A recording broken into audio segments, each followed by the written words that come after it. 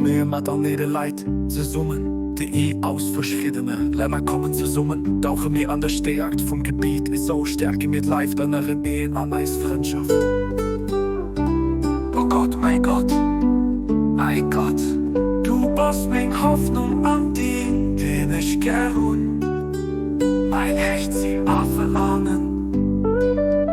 An diese Bescheidenheit, da ganz andächtig bin ich. Das macht mich zum Minarett von Dingen leicht an Dingen Land. Ein Luft von Dingen Wissen, an Dinge Kreaturen.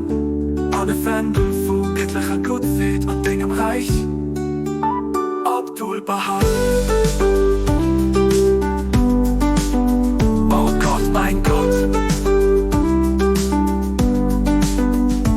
Meine Hoffnung und mein Geliebter, mein höchstes Ziel und mein Verlangen. In tiefer Demut und völliger Hingabe bitte ich dich. Mache mich zum Minarett deiner Liebe in deinem Lande, zur Leuchte deines Wissens unter deinen Geschöpfen und zu einem Banner göttlicher Großmut in deinem Reiche. Abdul Baha.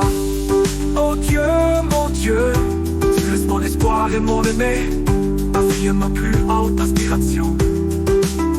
En toute humilité, avec entière dévotion, je te prie de faire de moi un phare de ton amour sur terre, une lampe de ta connaissance parmi les créatures et une bannière de la grâce divine en ton royaume. Abdul Baha.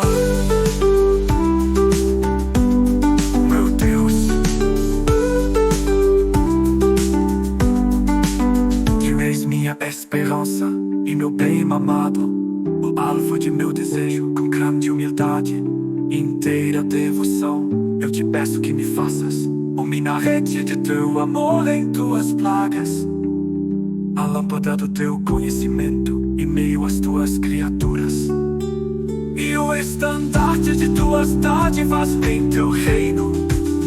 Abdul Baha. Oh God, my God, thou art my hope and my beloved, my highest aim and desire.